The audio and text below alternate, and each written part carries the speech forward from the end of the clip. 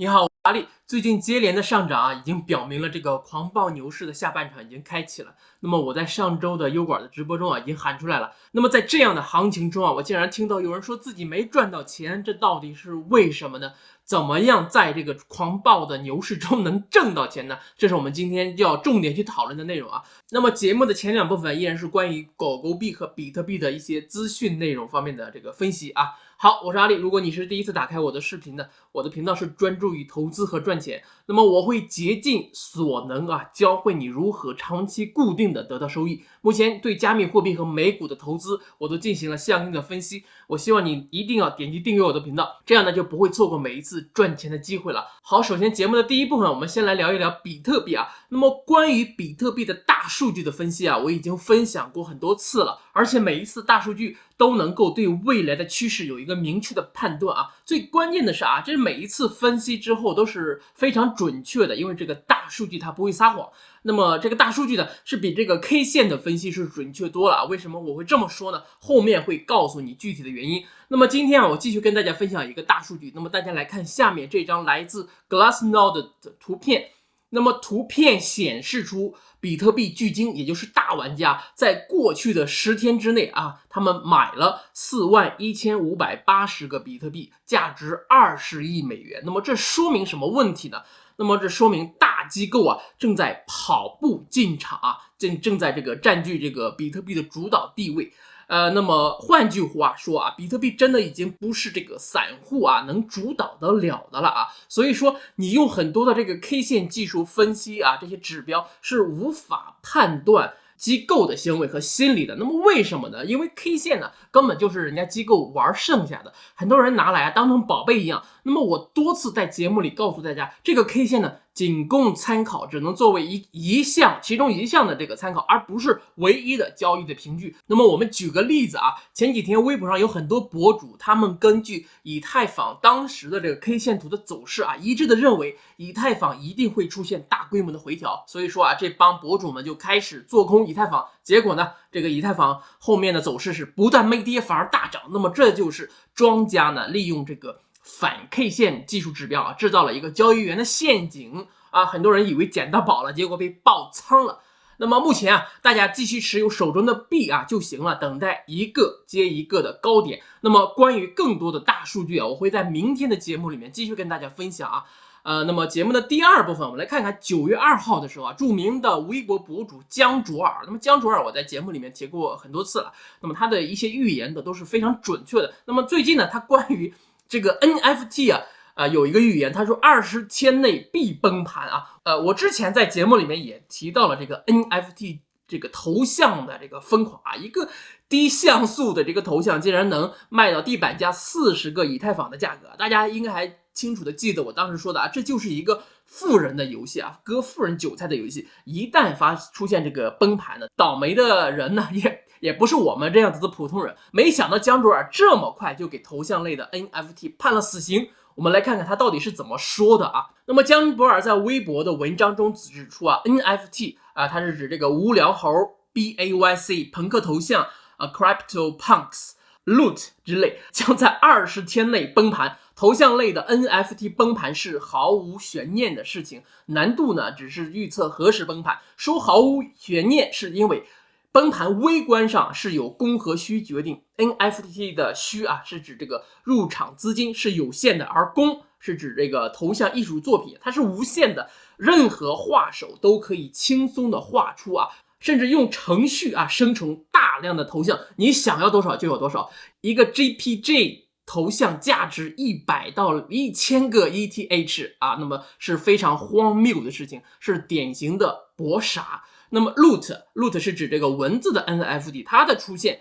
将供应量直接拉到了无穷大，是头像类 NFT 的标志性事件，趋向如此之明显，以至于我都懒得建模分析啊。那么以上就是我引用的这个江卓尔他的这个原文，我自己对这个判断是双手双脚赞成啊。理由呢是我没有参加，崩不崩盘呢跟我没有什么关系，但是呢跟我有关的呢是崩盘之后这个会对整个币圈有很大的这个好处啊。我在上一次聊到 NFT 的节目里面也说过了，依照去年 DeFi 的这个崩盘对比特币的利好，我们有理由相信，今年一旦出现 NFT 的崩盘，将会给比特币、以太坊甚至狗狗币很大的这个供应量啊。那么不涨都难，所以站在这个角度，我是非常希望 NFT 崩盘。还有一个重要的原因啊，就是这种没有意义的炒作呢，最好是少一些。那么富人的游戏呢，也容易给普通人带来这种 FOMO 的情绪，再持续下去，万一有普通人砸锅卖铁，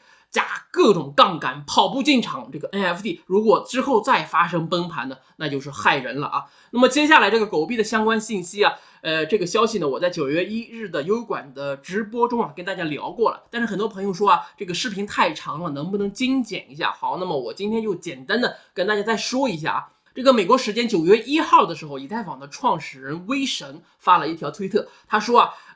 这个在他自己关注的这268个人里面，大家可以随便问他任何问题。那么威神在回答3件叫朱苏他的这个问题，关于以太坊与狗狗币合作有什么好的想法？你对狗狗币这个项目哪些方面感兴趣？这个问题的时候威神表示，就我个人而言呢，我希望狗狗币能够尽快切换到 POS。也许呢可以使用以太坊的代码。